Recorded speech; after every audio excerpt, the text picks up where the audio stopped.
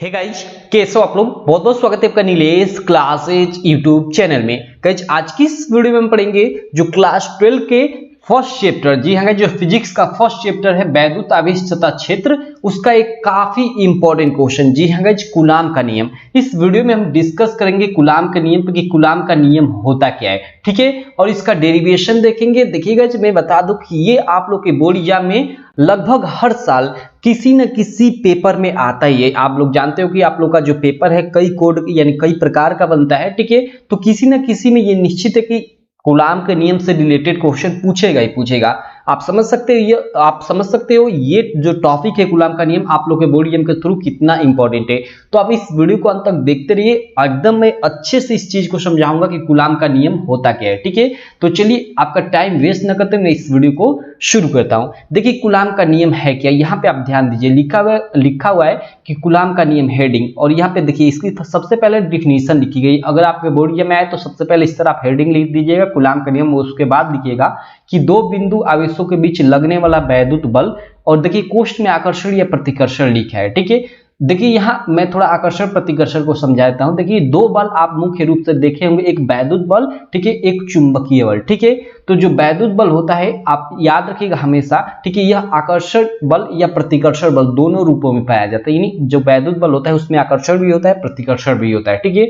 और जो चुंबकीय बल आपका होता है उसमें जो मेनतः आकर्षण बल ही पाया जाता है, प्रतिकर्षण बल नहीं पाया जाता है, ठीक है। तो इसीलिए यहाँ आपका वैद्युत बल लिखा हुआ है। तो दो बिंदु आवेशों के बीच लगने वाला वैद्युत बल, और कोष्ठ में वैद्युत बल जो है वह आकर्षण बल भी हो सकता है और प्रतिकर्षण बल भी हो सकता है, ठीक है। उन आवेशों के मात्राओं के गुणनफल के अनुक्रमानुपाती तथा उनके बीच की दूरी के वर्ग के व्युत्क्रमानुपाती होता है। ये डिफिनीशन है सिंपल सा। देखिए ये इसके फिगर के माध्यम से मैं समझाता हूं। जैसे देखिए यहाँ दो आवेश है, यह आपका Q1 है, ठीक है। यहाँ पे देखिए आपका यह जो आवेश है पहला, यह Q1 आवेश है और यह Q2 आवेश है, ठीक है। ये जो दोनों आवेश है और इनके जो बीच की दूरी है, देखिए यहाँ R है।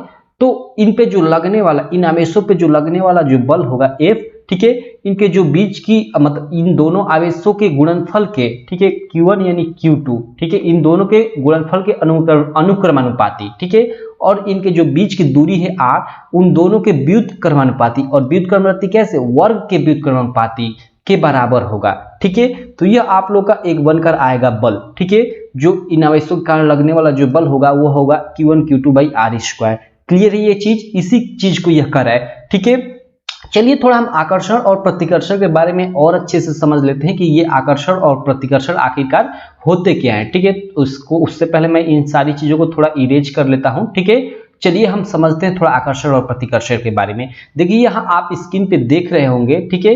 देखिए यहाँ पे देखिए, जब अगर आपका प्लस प्लस चार्ज यानी समान चार्ज, ठीक है, एक समान आवेश अगर हम एक दूसरे के पास लाएं तो एक दूसरे से दूर भागेंगे। दूर भागने का मतलब क्या, प्रतिकर्षित होंगे, ठीक है, एक दूसरे से क्या होंगे, प्रतिकर्षित होंगे, ठीक है। अगर वो प्लस प्लस चार्ज हो या फिर माइनस माइनस चार्ज हो, यानी अगर दो एक समान चार्ज यानी आवेश को हम पास लाते हैं तो वो क्या करेंगे कि एक दूर से दूर हटने की कोशिश करेंगे, यानी उसी को हम प्रतिकर्षित होना बोलते हैं, ठीक है। इसी को हम प्रतिकर्षण बल भी बोलते हैं, ठीक है। इंग्लिश में इसको आप यहाँ देख सकते हैं रिपल्सन बोलते हैं। देखिए दो आवेश प्लस प्लस हैं, इनको अगर आप पास लाते हैं, ठीक है, तो एक दूसरे से दूर भागने की कोशिश करेंगे। क्लियर है, यहाँ पे देख लीजिए, या माइनस माइनस भी चार्ज हो उससे मतलब नहीं है, दोनों समान चार्ज है, इन दोनों को अगर आप पास लाते हैं तो एक दूसरे से ये दूर भागेंगे। और वहीं अगर आप अलग अलग लाइक एक प्लस चार्ज और एक माइनस चार्ज, या एक माइनस चार्ज एक प्लस चार्ज, यानी विपरीत प्रकार के आवेश एक दूसरे के पास लाने की कोशिश करेंगे तो दोनों और भी पास आने की कोशिश करेंगे, यानी दोनों में अट्रैक्शन होगा, ठीक है, आकर्षण होगा, यानी आकर्षण बल लगेगा। क्लियर ये चीज, यहाँ पे ये चीज समझाया गया कि अगर आप एक समान चार्ज लेते हैं तो एक दूसरे से दूर भागते हैं, ठीक है, और अगर आप विपरीत आवेशी चार्ज लेते हैं, एक प्लस एक माइनस या एक माइनस एक प्लस, ठीक है, तो वो एक दूसरे को आकर्षित करते हैं, एक दूसरे के पास आने की कोशिश करते हैं। तो आई होप यहाँ ये आकर्षण और प्रतिकर्षण वाला जो मामला है एकदम अच्छे से आपको क्लियर हो गया होगा, ठीक है। चलिए अब हम आगे पढ़ते हैं। आगे पढ़ने से पहले गाइस मैं आपको बताना चाहूंगा, अगर आप अभी तक हमारी आप चैनल को सब्सक्राइब नहीं किए हैं तो जो आप वीडियो देख रहे हैं उसके नीचे सब्सक्राइब लिखा होगा, उस पर क्लिक कर लीजिए। क्लिक करने के बाद आपको एक बेल आइकन दिखेगी, उस बेल आइकन पे क्लिक करेगा। बेल आइकन पे क्लिक करने के बाद आपको 3 ठे ऑप्शन देखेंगे, ठीक है। उसमें सबसे ऊपर वाला जो ऑल ऑप्शन है उस पर क्लिक कर लीजिएगा। इससे क्या होगा कि मैं जो भी वीडियो अपलोड करूंगा अपने चैनल पे उन सारी वीडियोज का नोटिफिकेशन आपको मिलता रहेगा, ठीक है। और वीडियो को अंत तक देखने के बाद आप हमारी एप्लीकेशन गूगल प्ले स्टोर पे आपको मिल जाएगी, नीलेश क्लासेज। इसको आप प्ले स्टोर पे जाकर आप सर्च करिएगा नीलेश क्लासेज, या इसका लिंक इस वीडियो के डिस्क्रिप्शन में भी मैं दे दूंगा, आप इसे डाउनलोड कर लीजिएगा। यहाँ पे क्या होगा कि आपके बोर्ड एग्जाम से रिलेटेड काफी सारे स्टडी मटेरियल, लाइक आपका सारा का सारा प्रीवियस ईयर क्वेश्चन पेपर, उसके अलावा मॉडल पेपर, और जो आप लोग का 30% सिलेबस रिड्यूस है वो भी वहां मिल जाएगा। और उसके अलावा एनसीईआरटी बुक, एनसीईआरटी का सॉल्यूशन, और यहाँ पे आपको नोट्स भी, सबसे अच्छा आपको नोट्स भी मात्र 309 रुपए में आपको सारे सब्जेक्ट के फिजिक्स, मैथ, ठीक है, केमिस्ट्री, हिंदी, इंग्लिश सारे सब्जेक्ट के नोट्स मात्र 300 रुपए में, ठीक है, 309 रुपए में एकदम लेस प्राइस में आपको मिल जाएंगे। तो अगर आप बाई करना चाहते हैं तो वहां से कर सकते हैं, ठीक है। चलिए अब आते हैं हम अपने टॉपिक पे, पढ़ते हैं हम लोग कूलाम का नियम की कूलाम का नियम क्या होता है, ठीक है। तो कूलाम का नियम देखिए इस तरह हेडिंग डाल देंगे और लिखेंगे कि दो बिंदु आवेशों के बीच लगने वाला वैद्युत बल, कोष्ठ में आप आकर्षण या प्रतिकर्षण लिख देंगे, उन आवेशों की मात्राओं के गुणनफल के अनुक्रमणपाती तथा उनके बीच की दूरी के वर्ग के व्युत्क्रमणपाती होता है, ठीक है। और उसके बाद कुछ आप एक ऐसा चित्र बना देंगे, यहाँ एक Q1 इस तरह लिख देंगे, यहाँ एक Q2, मतलब ये आवेश है Q1 और Q2, और इनके बीच की दूरी आप दर्शा देंगे कि R है, ठीक है। और उसके नीचे आप लिखेंगे कि माना कि दो आवेश Q1 तथा Q2 एक दूसरे से R दूरी पर, ठीक है, एक दूसरे से R दूरी पर स्थित हैं, तो उनके बीच लगने वाला वैद्युत बल, तो इनके बीच लगने वाला जो वैद्युत बल F होगा वो इन दोनों आवेशों के गुणनफल के मात्राओं के अनुक्रमणपाती होगा। ये हमने अभी डिफिनीशन में ऊपर ये देखा, ठीक है। तो वही चीज हम यहाँ लिख देंगे, F डायरेक्टली प्रोपोर्शनल टू, या F अनुक्रमणपाती Q1 इंटू Q2, और इसको हम समीकरण 1 ले लेंगे। क्लियर है ये चीज? आई होप आप लोगों को क्लियर हो गई होगी। चलिए नीचे चलते हैं। सेकेंड हमने देखा कि जो आवेशों के बीच की जो दूरी है उस पर भी डिपेंड करता है इनके बीच लगने वाला बल, ठीक है। क्या होगा कि इनके बीच जो लगने वाला बल होगा R पे किस तरह डिपेंड करेगा कि R के वर्ग के व्युत्क्रमणपाती होगा, ठीक है। तो R के वर्ग के व्युत्क्रमणपाती, ठीक है, यानी F डायरेक्टली प्रोपोर्शनल टू, यानी वही अनुक्रमणपाती, ठीक है, 1/r²। ये मतलब ये समीकरण क्या दर्शा रही है कि जो R है यानी दोनों आवेशों के जो बीच की दूरी है, ठीक है, वह जो बल लगता है F उसके वर्ग के व्युत्क्रमणपाती होता है, ठीक है। और अब यही हमने डिफिनीशन में यहाँ देखा कि उन आवेशों के मात्राओं के गुणनफल के अनुक्रमणपाती, यानी जो आवेश है उनकी मात्राओं के गुणनफल के अनुक्रमणपाती होता है, और उनके जो बीच की दूरी है, ठीक है, यानी R, उसके क्या होता है वर्ग के व्युत्क्रमणपाती। तो वर्ग के व्युत्क्रमणपाती यानी 1/r² के व्युत्क्रमणपाती, यानी व्युत्क्रमणपाती का चिन्ह है, ठीक है। और इसको हम समीकरण 2 ले लेंगे। तो ये हम लोग का समीकरण फर्स्ट हो गया, ये हम लोग का समीकरण 2 हो गया। अभी हम लिखेंगे कि समीकरण 1 तथा समीकरण 2 से, देखिए यहाँ मैं से लिखना भूल गया हूँ, यहाँ आप लिख दीजिएगा कि समीकरण 1 तथा समीकरण 2 से। क्लियर है ये चीज? अब समीकरण 1 और 2 से क्या हो जाएगा कि जो F होगा वो Q1 इंटू Q2/r² होगा, ठीक है। जो आप लोग का F होगा वो क्या होगा, F जो होगा वो directly proportional to Q1 into Q2 बटा में r² होगा। देखिए यहाँ आप ये दो चीज जो आप समीकरण 1 और समीकरण जो ये 2 बनाए हैं, ठीक है, ये जो समीकरण 1 और समीकरण 2 बनाए हैं, इसको बनाकर ना सीधे यहाँ भी F directly proportional Q1 into Q2/r² यहाँ से भी कर सकते हैं, ठीक है। लेकिन मैंने एक चीज एकदम मतलब डिटेल में लिखी है, ठीक है। तो ये चीज क्या प्रदर्शित करता है, यहाँ जो ये चीज है ना, ये जो चीज है यह प्रदर्शित कर रहा है कि जो लगने वाला बल होगा, ठीक है, वो आवेशों के गुणनफल के अनुक्रमानुपाती तथा उनके बीच की जो दूरी है R, ठीक है, उनके वर्ग के व्युत्क्रमणपाती होगा। यही चीज प्रदर्शित कर रहा है, पूरा का पूरा कूलाम का नियम का जो डिफिनीशन है यह प्रदर्शित कर रहा है, ठीक है। तो इस तरह आप लिख देंगे यहाँ तक, ठीक है, कि F directly proportional to Q1 into Q2/r², ठीक है। अब देखिए आगे चलते हैं हम। अब यहाँ हम जानते हैं कि कोई भी अगर अनुक्रमपाती आ जाता है, ठीक है, यानी इसको हम हटाते हैं, ठीक है, अनुक्रमपाती आ जाता है कोई भी, आप पढ़े होंगे, तो इसको हम हटाते हैं, और इसको हटाने के लिए एक अनुक्रमपाती नियतांक लाना पड़ता है, ठीक है। तो यहाँ देखिए जो अनुक्रमपाती नियतांक आएगा वो K आएगा, ठीक है। तो F equal to K into Q1 Q2 बटा r² हो जाएगा, ठीक है। जहां ये K जो अनुक्रमपाती नियतांक है, ठीक है, देखिए जहां ये K क्या है, एक अनुक्रमपातिक नियतांक है, ठीक है, और इसका मान 9 × 10⁻⁹ न्यूटन मीटर स्क्वायर प्रति कूलाम स्क्वायर होता है, ठीक है। यदि हम F को न्यूटन में, Q1 और Q2 को कूलाम में और R को मीटर में मापे, ठीक है, तो जो K का मान होगा, ये अनुकरणपाती जो नियतांक K है, इसका मान 9 × 10⁹ न्यूटन मीटर स्क्वायर प्रति कूलाम स्क्वायर होगा। ये चीज आपको याद रखनी पड़ेगी। क्लियर है। अब देखिए इसके बाद आप क्या लिखेंगे, इसके बाद लिखेंगे कि यदि आवेशित कण को y या निर्वात में रखा जाए तो K बराबर 1/4πε0 लिखते हैं। ठीक है।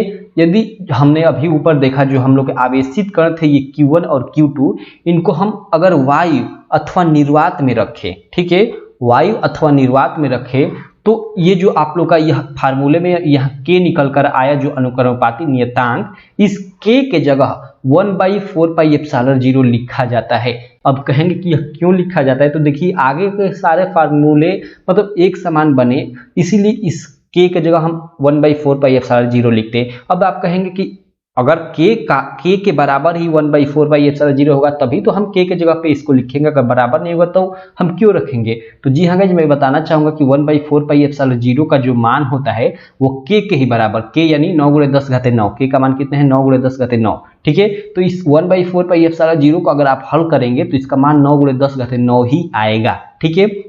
देखिए कैसे आएगा, देखिए जैसे 1 है ऊपर तो 1 ही छोड़ दीजिए उसको, नीचे 4 है तो 4 ठीक ही है, और पाई मतलब इसका 22/60 और ε0 का एक निश्चित मान होता है। यहाँ पे आप देख सकते हैं 8.85 × 10⁻12। इसको आप रखेंगे और इसको सॉल्व करेंगे तो इस तरह आ जाएगा। ठीक है। यानी K जो है वो बराबर है 1/4πε0 के, और वो बराबर है किसके 9 × 10⁹ के, यानी 9 × 10⁹ K और 1/4πε0 तीनों आपस में बराबर है, तो हम किसी के जगह किसी को रख सकते हैं। ठीक है। तो इस सीक्वेंस के बाद आप नीचे लिखेंगे कि यदि आवेशित कण को y या निर्वात में रखा जाए तो K = 1/4πε0 लिखते हैं, जहां ε0 देखिए इसको ε0 भी बोलते हैं। ठीक है। मेन इसका नाम ε0 ही है, लेकिन मैं ε0 शुरू से कहता हूं तो मेरी आदत पड़ गई है, तो इसको आप गलत मत समझिएगा। ठीक है। तो ε0 निर्वात की वैद्युतशीलता है। क्लियर है। यदि आवेशित कण को y या निर्वात में रखा जाए तो K = 1/4πε0 लिखते हैं, जहां ε0 जो है निर्वात की वैद्युतशीलता है। ठीक है। तब हम लोग का फार्मूला क्या होगा, तब हम लिखेंगे अतः F = यहाँ जो हम लोग का K था उसके जगह हम 1/4πε0 रख देंगे, तो F = 1/4πε0 × Q1 × Q2/r²। यह आपका एक फार्मूला बनकर आ जाएगा, इसको याद कर सकते हैं। लेकिन अभी भी यह मेन फार्मूला नहीं है, अभी हम नीचे चलते हैं। ठीक है। उसके बाद आप सीधे यहाँ लिखेंगे यदि आवेशित कण, देखिए बीच में मैं ये लिख दिया हूँ। ठीक है। आप इस चीज को याद कर सकते हैं, और डेरिवेशन करते समय बीच में इस चीज को अगर नहीं भी लिखेंगे तो काम चल जाएगा। इस स्टेप के बाद सीधे ये लिखिएगा कि यदि आवेशित कण को ये वाला स्टेप लिखिएगा, या इसको लिख भी देंगे तो कोई दिक्कत नहीं है, लिख दीजिएगा कि ε0 का मान 8.85 × 10⁻12। ठीक है। कूलाम स्क्वायर प्रति न्यूटन मीटर स्क्वायर होता है, और ε0 का जो बीमीय सूत्र होता है वो m⁻1 t⁻3 l⁴ a⁻2 होता है। इन दोनों चीज को आपको याद रहनी चाहिए। ठीक है। इन दोनों जो चीज का मान है यह याद रहना चाहिए, और ε0 का जो ये मात्रक है कूलाम स्क्वायर प्रति न्यूटन मीटर स्क्वायर, ये भी याद रहना चाहिए। ठीक है। तो ε0 का मान, इसका मात्रक और इसकी जो बीमा, इसको आप याद रखिएगा, ऑब्जेक्टिव क्वेश्चन में यह पूछा जाता है। ठीक है।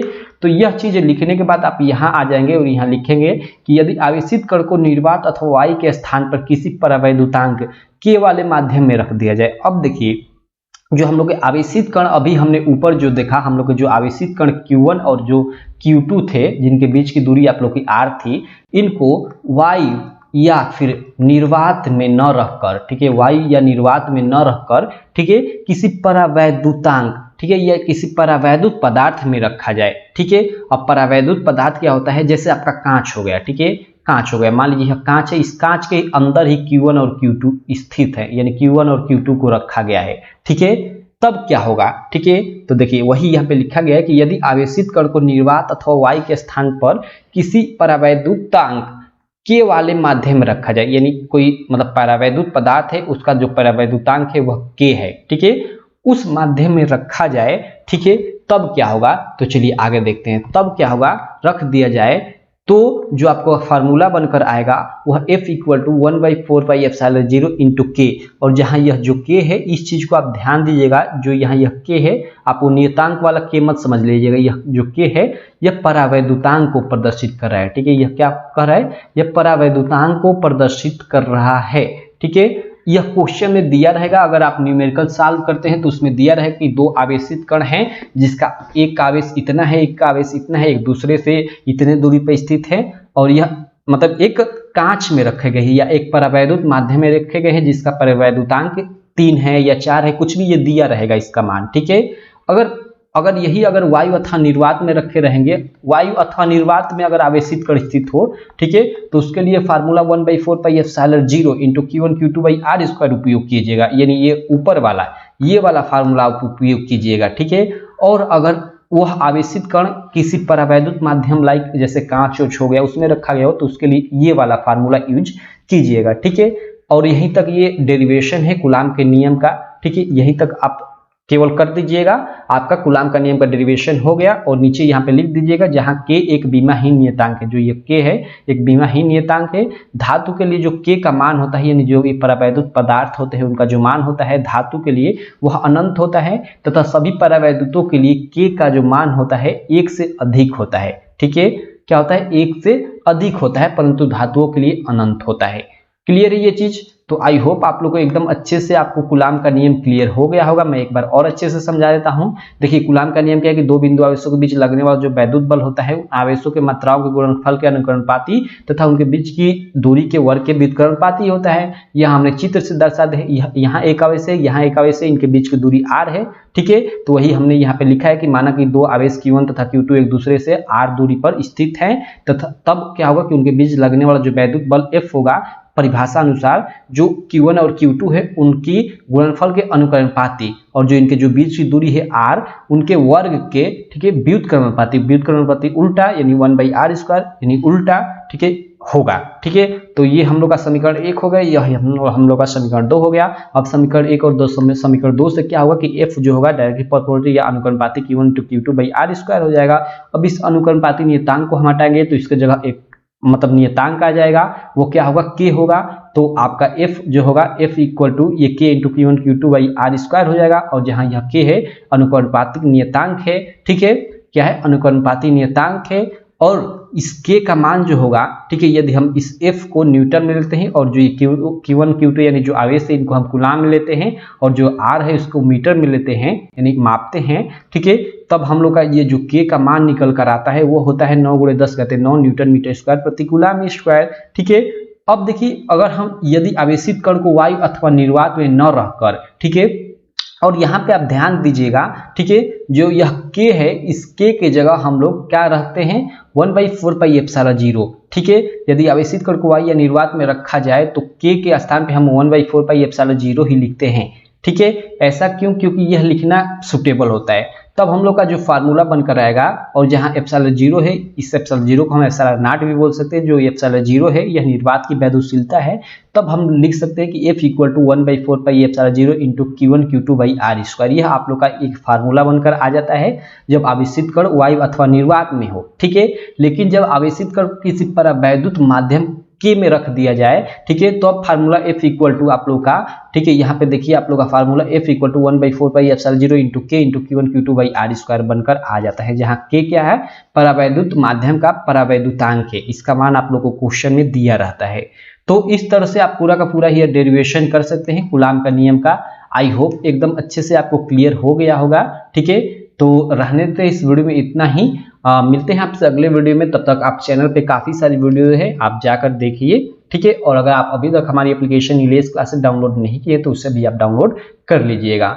उसका लिंक इस वीडियो के डिस्क्रिप्शन में भी आपको मिल जाएगा या प्ले स्टोर से भी डाउनलोड कर सकते हैं। तो बस रहने देते हैं, थैंक यू।